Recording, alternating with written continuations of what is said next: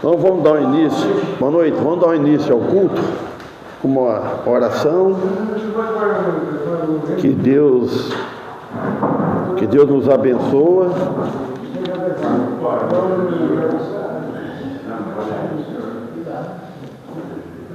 Nesta hora que nós estamos aqui reunidos como igreja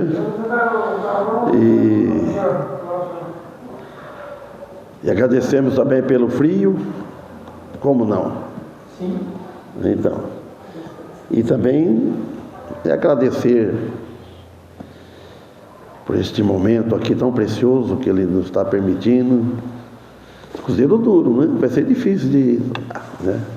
Os pés, nas patas meias, mas vamos logo a orar então. Amado Deus e Pai de nosso Senhor Jesus Cristo, queremos agradecer ao Senhor por mais este momento e pelo o dia que nos deste, o frio, toda a temperatura que criaste este clima, e agradecemos pela saúde que temos, o pão de cada dia que tu vem nos sustentando, dando esse alimento, também o alimento espiritual, família que nós temos, nossas casas.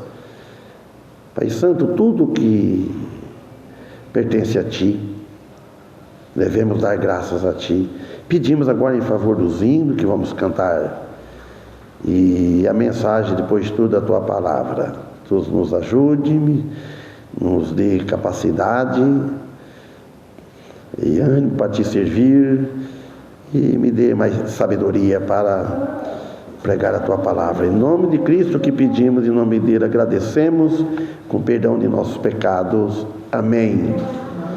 Então o hino vai ser, o primeiro vai ser o 484.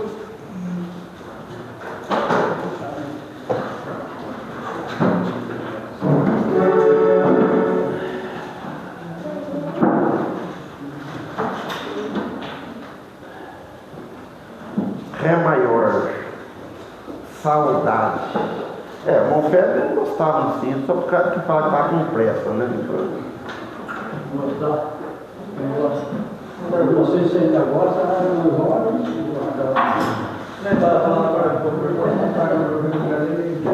Tem que ter pressa para ir, para ele voltar, não sei mais o que é.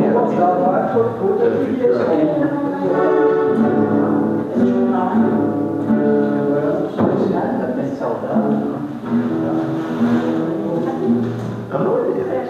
Faz o Ré maior, não bate o Ré maior. É que depois a gente vai bater, pode ser. Então toma lá, se eu me dar a mão no Ré maior. Não, pastor. Então vamos esquentar logo aqui, ó.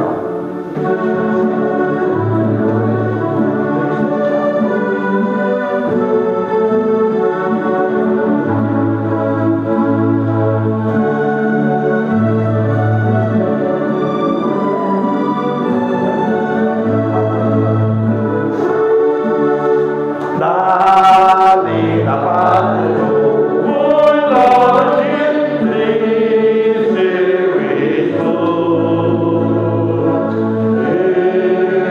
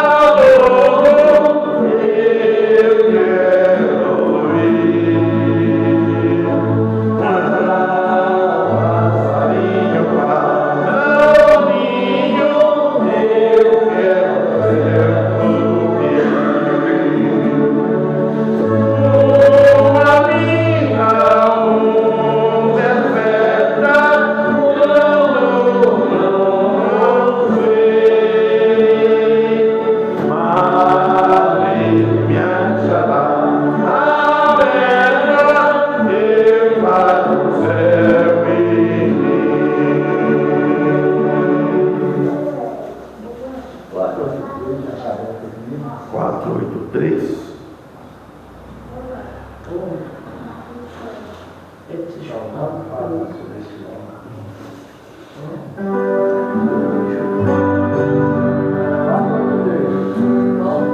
Sol maior, sol.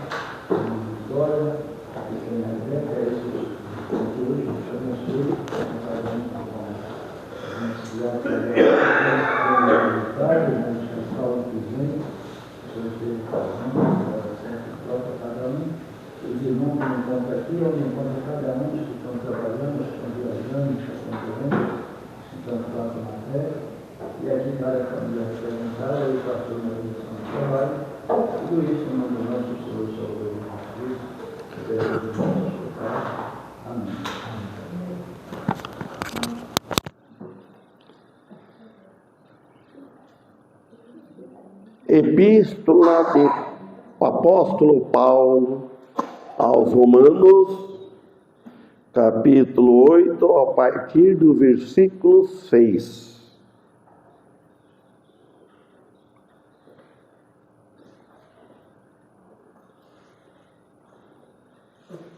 Versículo 6 diz o seguinte: porque a inclinação da carne é morte, mas a inclinação do Espírito é vida e paz. Irmãos, nós sabemos que nós sempre estamos inclinados para alguma coisa.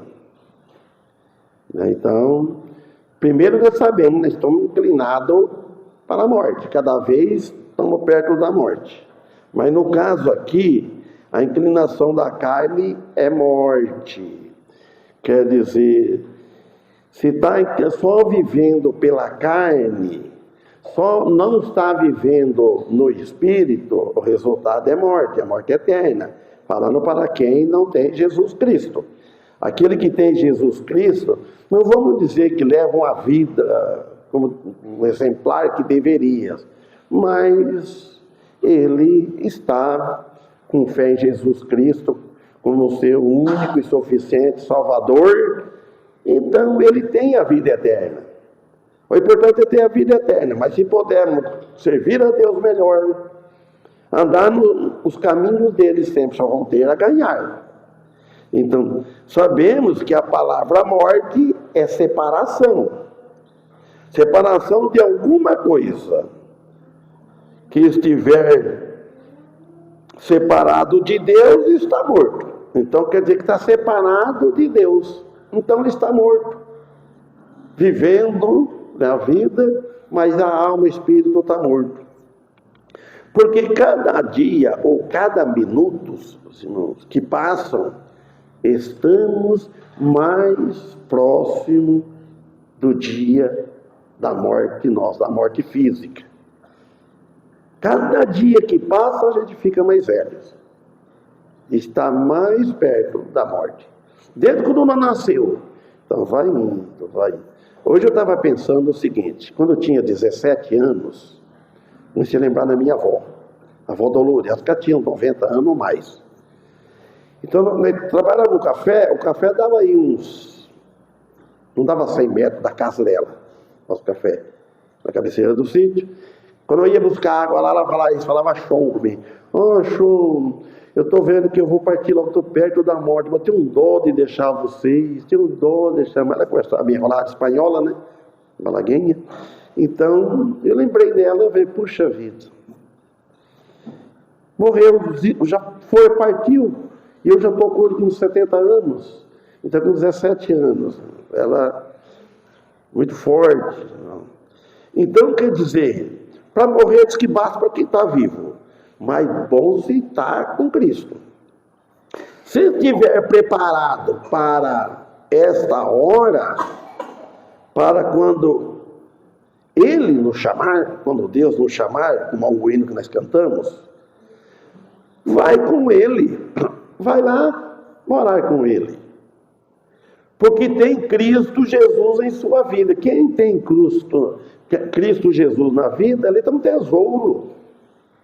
Ele tem um tesouro. Está lá no céu, que nós temos a salvação, o maior tesouro. Aqui na terra esse tesouro acaba. Uma hora acaba. Dinheiro acaba. Os bens, tudo vai ficando velho, tudo. Agora, se tiver sem Cristo Jesus, ele está sem salvação. Se estiver sem Cristo Jesus, está perdido nas trevas. Está sem salvação. Está com o seu espírito morto, sem um novo nascimento. O espírito está morto. Então, o Cristo Jesus é algo mais importante que alguém possa imaginar na vida de alguém que possa ter. É Jesus Cristo. É uma coisa muito importante, que ninguém dá tanto valor. É Ele, Jesus Cristo, esse é o importante. E nós cristãos devemos dar importância disso.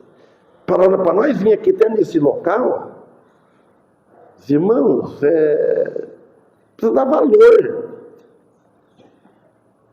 A irmã lá, mulher do pastor Márcio Floriano, mandou uma foto para mim, que eu tenho no WhatsApp, da igreja dele lá em São Paulo, irmãos, olha bem, quase lotado, vamos dizer assim. O que tinha de jovem lá, mais jovem. Você pensa, às vezes, na cidade grande, para que está mais animado o povo para ir para servir a Deus, para ir na igreja. Na igreja memorial mesmo, uma coisa de jovem que não tem naquela igreja lá, memorial lá, onde está o Éder lá, tem bastante. Jovem atrai jovem. Você sabe que os velhos até espantam, né? Porque os velhos são sistemáticos, os velhos são chamados de esquisitos, né? Jovem. E nós estamos aqui, tem mais velho. Inclusive, é assim mesmo.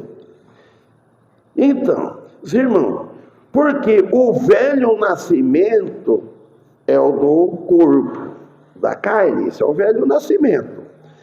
Esse não pode herdar o reino de Deus. Jesus disse bem claro isso para Nicodemos. Necessário vos é nascer de novo. Ele falou necessário, porque não tem outra palavra. É nascer de novo. Por que ele falou nascer de novo? Porque já tem o primeiro nascimento. O nascimento velho, o nascimento da carne. Olha o 7 fala. Porquanto a inclinação da carne é inimizade contra Deus, pois não é sujeita à lei de Deus e nem em verdade o pode ser. Olha bem, ele já falou, a inclinação da carne é inimizade contra Deus. Quem está vivendo muito na carne, está inclinado só fazer o que a carne gosta. Todos os desejos que a carne, que o mundo oferece, a carne quer. Isso a gente vai aproveitar esses desejos. Então ele está em inimizade com Deus. Não está em paz com Deus. Então, e não é sujeito à lei de Deus. Ele não está sujeito, não é sujeito. Está rebelde. E nem verdade pode ser. Inimizade contra Deus. É incapaz de ter união com Deus sem Cristo Jesus. Não tem. Para ter união com Deus, tem que ter Cristo Jesus. E quem tem Cristo Jesus, tem união com a igreja. A igreja sabe que você sabe, somos nós. Então está em união, não estamos de mal um com o outro, não estamos de amargurado um com o outro. A igreja é unida, não estamos virados, não estamos afastados do corpo de Cristo, tem que estar unido no corpo de Cristo, com Cristo, pois não é sujeito à lei de Deus, nem em verdade eu pode ser, ele disse. Irmãos, o homem é pecador por natureza, então a natureza velha nossa está aqui, todos estão com ela, não tem jeito, mas tem que crucificar ela. Através da queda, o pecado veio através do primeiro homem, Adão e Eva. Daí todos nascem em pecado. Romanos capítulo 3, versículo 10. Alguém quer ler o versículo 10, o 11, 12?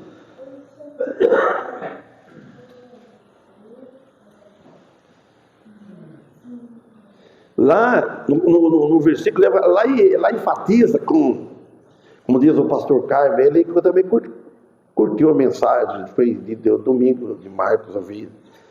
Ele fala, porque prova, enfatiza por A mais B, ele usava falar isso, né? A depravação total da humanidade após a queda. Pode ler, se alguém, quem achou, o 10. Como está escrito, não há um justo, nem um sequer. Aí. Não há quem entenda, não há quem busque a Deus. Todos se desviaram, juntos se tornaram inimigos. Não há quem faça o bem, nenhum sequer. Viu só? Não há quem faça o bem. Então o apóstolo Paulo, inspirado pelo Espírito Santo, aqui fala, não há nenhum só, não há um só, não há sequer um. Então ele fala aqui, ó, como está escrito em algum lugar, no Antigo Testamento. Então, como está escrito, não há um justo nenhum sequer. Não há um justo nenhum sequer. Quer dizer, significa que em nosso estado natural estamos separados de Deus, no estado natural. Então não há um justo sequer. Pode falar, eu sou justo, como aquele fariseu lá, o publicano, né? Então, é isso aí. Então, não possuímos nenhuma justiça inerente ou capacidade de alcançar a justiça por nossos próprios esforços. Ninguém consegue. Vamos esforçar para conseguir a salvação, para, quem sabe, Deus nos perdoa. Não. O único foi Jesus Cristo. Então ele fala, não há ninguém que entenda, o versículo 11, ó, pense bem. Não há ninguém que entenda. Poxa vida, entender Deus como Ele é, não há ninguém. Não há ninguém que busque a Deus como Ele merece, com perfeição, então não há ninguém que busque a Deus. O que nós buscamos a Deus, relativo, né, vamos buscando a Deus. Isso é pouco ainda. Mas nós não conseguimos atingir aquele alvo que deveria atingir. Ninguém. Isso não significa que toda pessoa é má em todos os aspectos. Não. Mas sim que o pecado afetou as áreas da vida humana. O pecado afetou tudo. Todo tem o pecado. Essa menina que está aí, ó, netinha do Montanel, ela é pecadora. Ela está com a velha natureza. Ela não tem culpa, mas tem por causa da culpa da velha natureza. Então, todos é pecador, necessita do novo nascimento. Irmãos, isso que incluindo a nossa capacidade de entender e buscar a Deus de uma forma independente, não. Nós dependemos dele. Não tem como buscar a Deus de uma forma independente. Eu não vou precisar estudar a Bíblia, eu não preciso ir na igreja, eu não preciso dos cultos. Quero ser independente, eu quero servir a Deus independente. Não. Ele depende de Deus, depende de muitas orações e obediência para poder servir a Deus. Né? Dependemos de Deus em tudo. Agora a pessoa quer ser independente, ninguém quer que mande ninguém. Não, quer liberdade. Por isso que muitos não querem fazer parte da igreja, porque não quer correção. Você já lembra bem, irmão, como nós lembramos, né? Acabou com esse costume, que lá eu nunca vi isso nas igrejas, né? O irmão Félix, quando ia entrevistar o candidato para bater, ele dava um curso, né? Era a ter paciência. Ele falava, perguntava uma coisa, perguntava aí, perguntava outra coisa. Depois, aceita correção se for justa? Ele perguntava. A pessoa falava, aceita. E depois ele ia corrigir, aí pronto, ela falou, eu aceito, se for justa. Agora, se não for injusta, não, ninguém vai aceitar. Mas é difícil a pessoa corrigir alguém injusto, que não seja justo. Tem algum motivo, é pecado. Então, agora, então, a pessoa quer ser independente. Na igreja, né, dependemos de Deus e estamos tudo dependente um do outro. Tudo depende da união, da oração, servir a igreja, contribuir com a igreja. Agora quer ficar independente de tudo, eu quero ser independente. E eu sou dono do meu nariz, a pessoa que quer ser assim. Pronto, ninguém tem nada com a minha vida. Não é assim. Tem sim. Então, a mente humana, ela é obscurecida. A mente humana natural, não é iluminada pelo Espírito Santo. Nós devemos, pelo ter um novo nascimento, deixar ser iluminado pelo Espírito Santo através da palavra dele. Por isso, então ela é obscurecida pelo pecado de Adão e Eva, pelo pecado que ele desobedeceu a Deus, e nós continuamos desobedecendo a Deus. Aí a natureza humana, a mente humana, é incapaz de discernir a verdade espiritual por seus próprios esforços? Não. Então, para nós buscar a verdade, tem que ser através da palavra de Deus, através de estudando a palavra de Deus. Versículo 12 aqui, como o Daniel leu também. Todos se extraviaram, olha, todos, ele não falou alguns. Eu comparo assim, ó, uma locomotiva, né? O trem, bastante vagão, a máquina está lá na frente, né?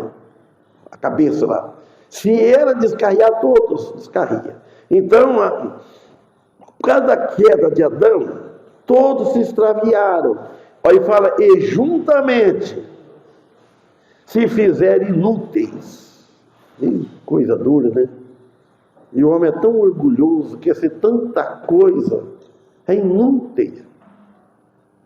Não há quem faça o bem. Pronto, ele falou, não há quem faça o bem. Apóstolo Paulo, o apóstolo mesmo diz, ele escreveu aqui no capítulo 7, o bem que eu quero, não, isso eu não faço.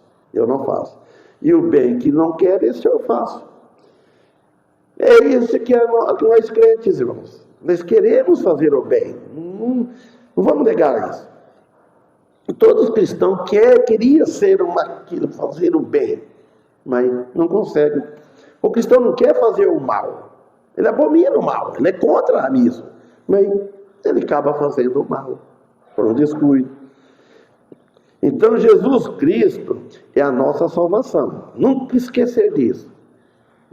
Jesus Cristo, nossa salvação. Ele foi quem pagou o preço de nossos pecados, não somente de todo mundo, ele pagou os pecados, mas não porque ele pagou o pecado de todo mundo vai para os céus. Não, tem que ter um arrependimento, nascer de novo. Ele viveu sua vida santa, depois leia lá depois, espera um pouco, lá em Levítico 4:3. Ora, ele viveu sua vida como parte de um mundo decaído, irmão. Jesus viveu sua vida santa, perfeita, como parte de um mundo decaído. Não houve, mas dele não houve corrupção alguma. Ele viveu. Se Jesus ou Cristo tivesse sido corrompido pelo pecado em qualquer sentido, ele não poderia pagar, não era suficiente, ele não pagaria nossos pecados, se ele tivesse. Mas contudo que ele viveu num mundo depravado. O povo, da onde ele nasceu, pense bem, ele nasceu numa família pecadora. Ele nasceu de uma mulher pecadora. Mas só que gerado pelo Espírito Santo, ele não herdou o pecado dela, de Maria. Ele não herdou o pecado de Maria.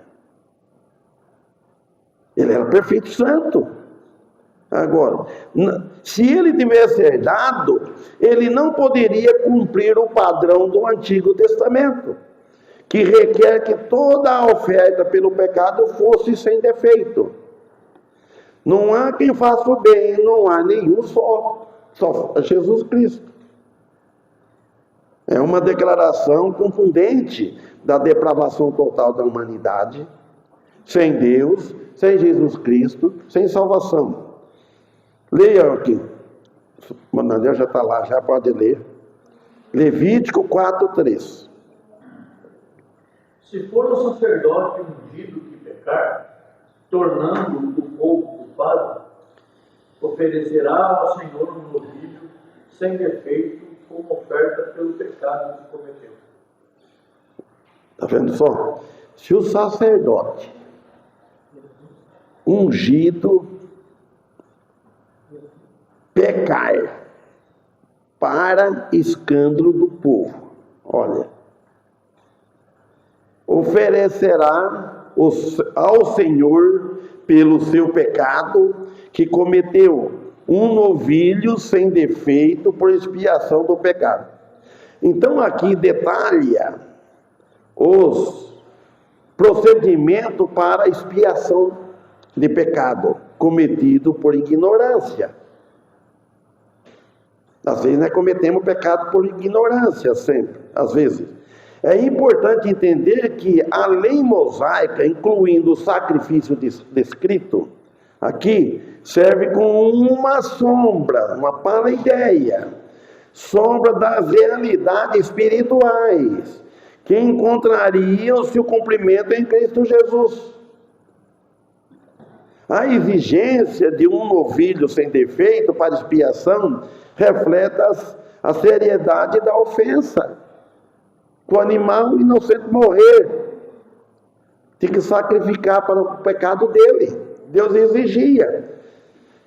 E a necessidade de um sacrifício puro, perfeito, para reconciliar o sacerdote com Deus e restaurar a sua reputação perante o povo. Aí pronto.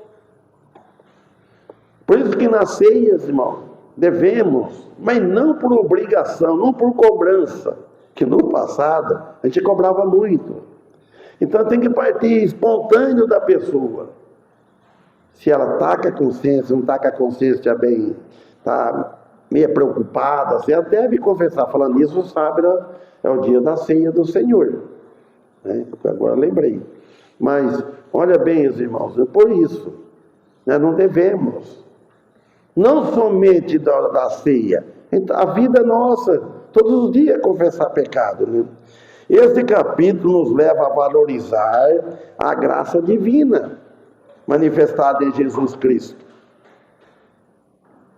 que cumpre, Jesus Cristo cumpre perfeitamente o que o sacrifício levítico apenas configurou. Foi cumprido em Jesus Cristo, na cruz. Os nossos pecados foram transferidos a Jesus Cristo. Os nossos pecados da humanidade, até não existia nós naquele tempo. Estava muito longe. Mas, como foi o pecado da humanidade, o pecado futuro, o nosso pecado foi transferido para Ele. No corpo de Jesus. Ele derramou o sangue para pagar os nossos pecados. O Cordeiro Imaculado de Deus. O Pai nos perdoou em seu Filho. Ele perdoou nossos pecados em Jesus Cristo. Agora o versículo 8 de Romanos aqui. Portanto, os que estão na carne não podem agradar a Deus. Se o cristão viver uma vida presente, depois pode abrir em Tiago 2,17 também. Se o cristão viver uma vida presente, ele é convertido, né? Nascido de novo. Como antes, talvez ainda não chegou à fé viva. É morto em si mesmo. Às vezes ele pensa que chegou à fé, porque tem dois tipos de fé. Um dia eu falei lá em casa, não vou falar o nome, né? Porque um dia você pode ouvir lá, assistir. Um parente nosso lá. Olha, tem dois tipos de fé, e eu tenho fé. Tem dois tipos de fé. Fé viva e fé morta. A Bíblia diz. Se falar Tiago, a pessoa não conhece a Bíblia, já falar, a Bíblia diz. A fé viva e a fé morta. Achou o nome, Paulo? Pode ler. Fé viva, como diz Tiago no capítulo 2, versículo 17.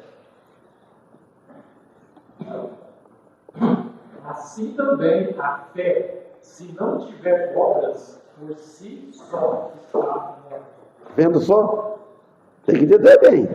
Se a fé, assim também a fé, se não tiver, aqui vai lá, as obras, é morta em si mesma. Viu só? As obras não salvam. As obras é resultado da fé. Vir aqui já é uma obra. Você fazer o bem é uma obra. Você tem que procurar fazer obra boa. Tem que produzir frutos. É uma declaração central no argumento de Tiago sobre a relação entre a fé e as obras. Tiago está confrontando a ideia de uma fé que não se manifesta em ações concretas, que os outros vejam. Os outros precisam ver as nossas obras. Os outros vão enxergar a nossa fé pelo que nós fazemos. Não tem como você provar a fé para alguém, para Deus não precisa. Eles sabem. Agora, não basta professar a fé, aí eu só falar aqui da fé. Devemos vivê-la, viver na fé. A verdadeira fé é sempre acompanhada por obras que demonstram sua realidade e vitalidade. Ela mostra. Então, portanto, os que estão na carne não podem agradar a Deus. Vocês vejam só. Nós viver só na carne, não viver no Espírito, não vai agradar a Deus. Vai negar a fé. Se nós tivermos um lugar, viver só na carne, esquece de igreja, esquece de... não dá nem nada. Será que tem crente isolado assim? Uma que vem assim, nessa situação, não sei, eu acho que não, porque falei, ele não vai na igreja, mas ele vai viver pecando só. Aí não está agradando a Deus, pode estar agradando ele, ou os amigos. Agora, se estiver sem Cristo Jesus, não vai produzir obras de justiça, por isso não vai agradar a Deus, porque não produz obras de justiça. Estar na carne significa viver sob o domínio da natureza pecaminosa. Aí é perigoso. Separado de Deus,